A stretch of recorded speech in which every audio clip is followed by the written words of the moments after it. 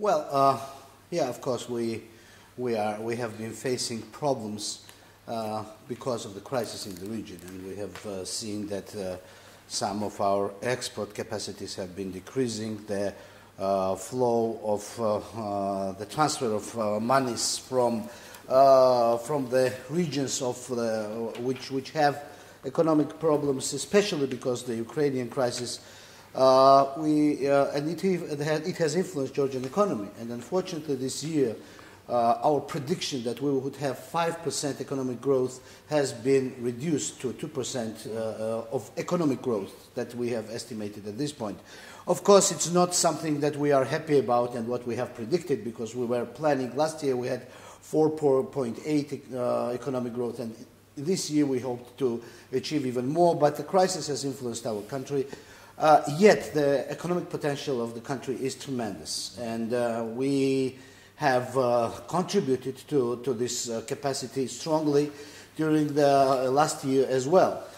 As you might know, we have signed the DCFTA agreement with EU, which basically has given capacity of 500 million wealthiest market to Georgia, where Georgia can export goods for free, and this is an enormous capacity if you combine it with the other 400 million free trade agreements that we had even before with Turkey, with the ex-Soviet Union countries.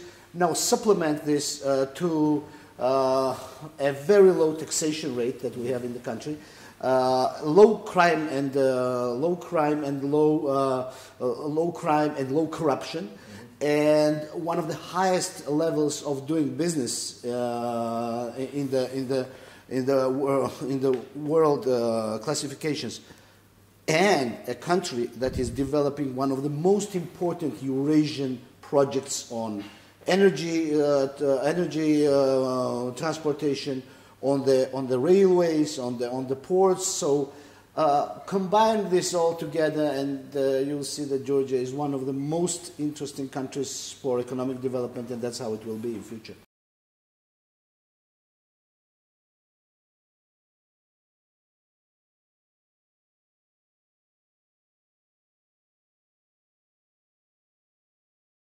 Well, that's an interesting question. The point is that our European trade is growing every year, and for sure now with the CFTA it will be growing even more dramatically. But Georgia has also a strategic location in the region. If you look at the map, you'll see that there is Caspian Sea and there is a Black Sea, and Georgia is just a gateway for the capacities that are around the Caspian, in the Caspian, and it's a gateway for transferring these commodities to European markets, on one hand. On the other hand, vice versa. But not only that, we've been developing a very interesting partnership with the regions even beyond, and a very interesting partnership with our Chinese friends and colleagues, with the Japanese friends, and we are very actively engaged in the whole concept of the new Silk Road. An interesting and an enormous contribution to this project will be a railway that will be actually opening this at the end of this year. The railway that is going from Baku through Georgia to Kars, Turkey, and that will link the major communication systems of Asia with Europe. So being in this location naturally means using the advantage of this location. We are a country where 8 of the 14 developing countries of Eurasia find their shores, find their access to sea. Now that is an important component, because Black Sea is becoming more and more interesting, it is becoming more and more European, and when we are thinking about linking Caspian to Black, we are thinking about projects beyond. I just came from Latvia, where we underlined the importance of the project of linking Baltics to the Black Sea.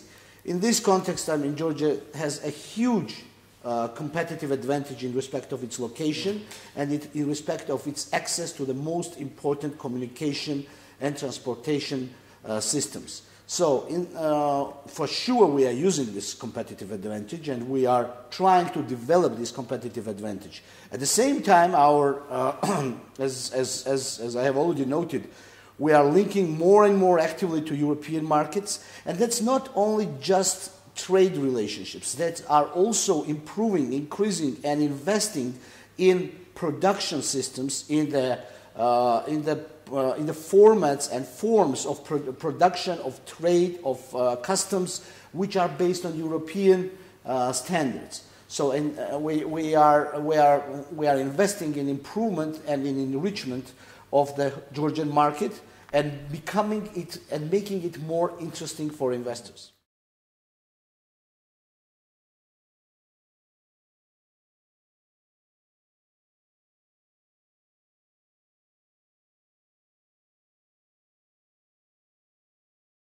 Well, Georgia has been contributing to these relationships from the very start and very beginning of its independence. From the early 90s, actually, Georgian leadership has been developing this together with our Azeri friends and together with our Turkish friends, and all of these people perfectly understood the role of Azerbaijan, Georgia, and Turkey in this very important transcontinental relationships. And we've been investing into this from the very beginning, from very start of the 90s, and there's been a sustainable and very trustworthy commitment of all the governments that has been in Azerbaijan, in Georgia, or in Turkey for all these periods. And now, of course, a month ago, we have jointly launched a very new important project that really shows the real content of our partnership. We have launched in Kars, we have launched three presidents, me, Aliyev, and Erdogan. We have launched a project from Kars, a project that is starting to transport Azerbaijani gas to Italy. This is the real content of our partnership, to secure and give alternative and trustworthy and stable energy supplies to European markets. So, for sure, we have perfect understanding, we have perfect relationship between these three countries, and it's been traditionally like that.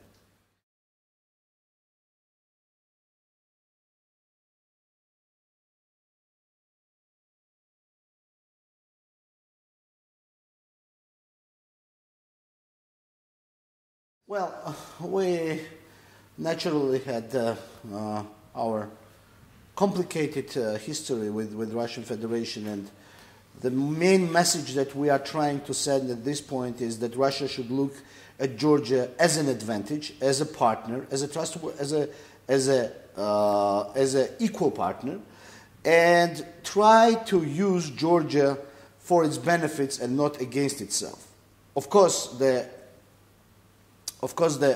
assumption and presupposition of this partnership is that Russia refuses from the occupation of Georgia, and that Georgian territorial integrity is recovered.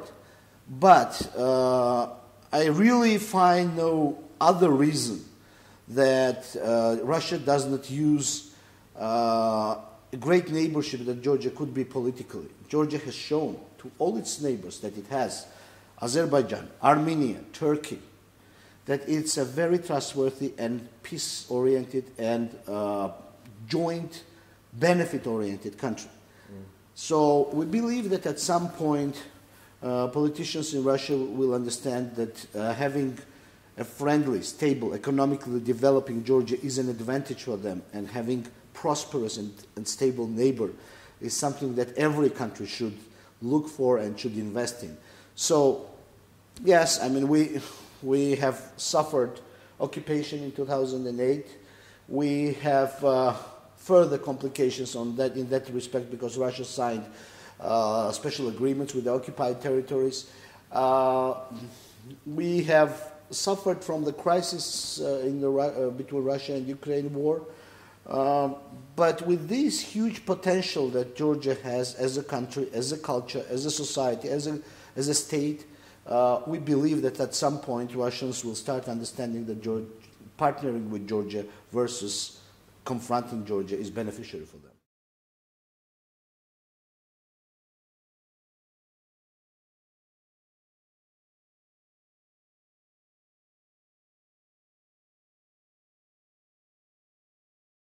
We are happy for this new achievement in our relationships, and we look forward to deepening economic and cultural ties with our northern neighbor, and hopefully that process will come up to reconciliation on some of the most problematic cases that we have with Russia.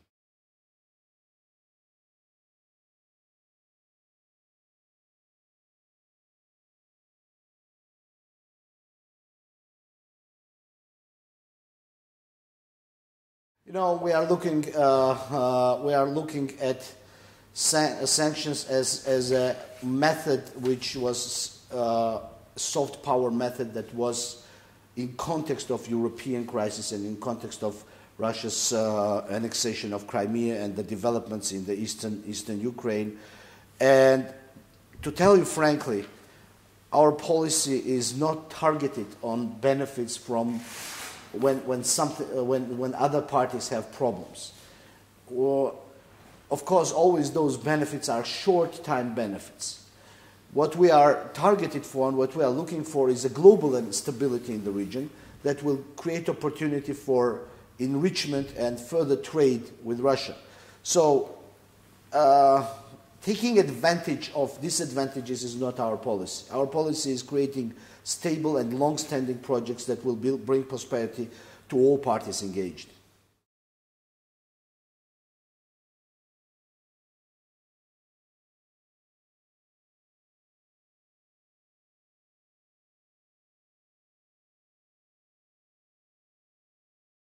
Well, it's a great honor and it's a great advantage at the same time. Of course, the EBRD office in Georgia is one of the most important offices. It covers 5 countries from the region, so we have a very strong EBRD representation here. We have a very substantial engagement of EBRD in our economic development, but for sure an opportunity when you have the annual meeting of the senior officials, the decision makers, combined with a business forum. Of course, it creates huge opportunities for the country and huge opportunities, I believe, for the entire region as well.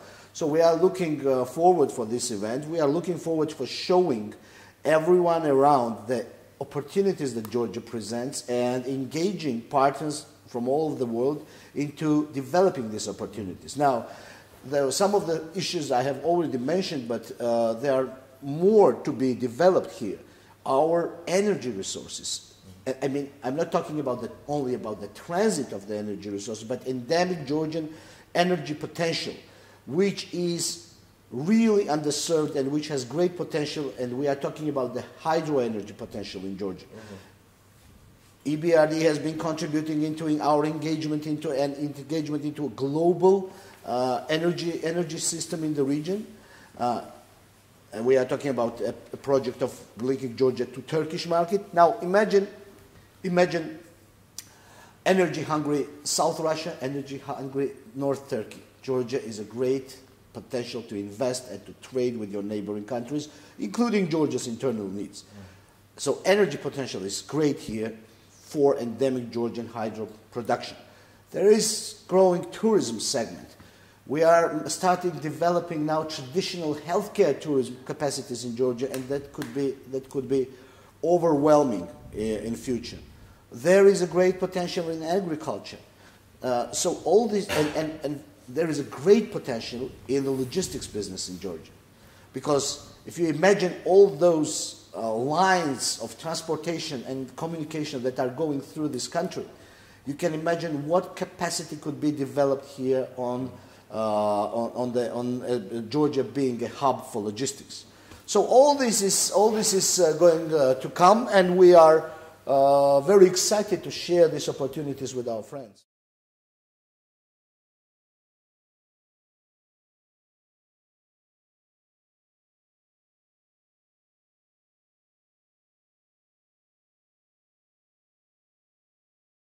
I would say Georgia, it's not hard at all because Georgia has been culturally European for its very long identity. Georgia has a long tradition of statehood, a statehood that has been built on the values that European society has been developed upon.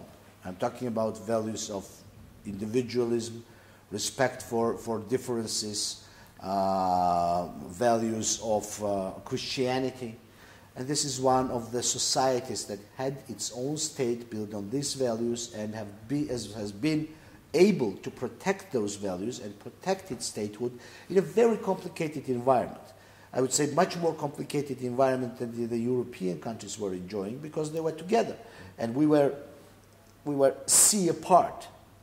So there is a sea between us and Europe. We have a direct communication with European nations through sea. But yeah, we've contributed a lot as a society. Of course, there is a challenge to transform cultural Europeanism, an individual European character of a Georgian, into a state institutions and state traditions. And that's what we call contemporary liberal democracy as it works through its government, through its parliament, through its judiciary. And that has been a challenge for our country, which had a Soviet and Soviet past.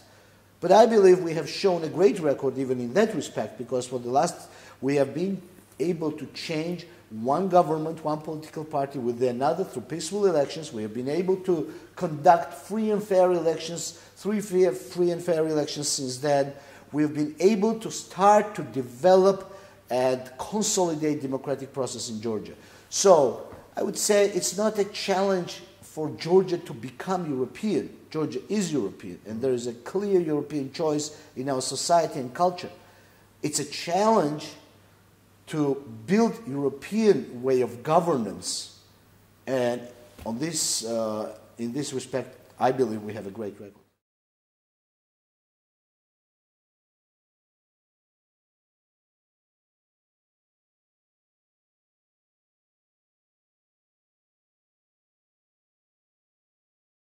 For sure, I'm optimistic.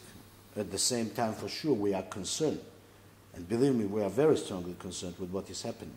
And that's not a theoretic concern and not a theoretic concept. That's something that we have lived through 6 years ago, when we had Russian tanks coming to our territory, and when we had occupation. And we know this, not in theory, but in practice. And for sure we are concerned about that. And for sure, destabilization in the region is negative component for its future development.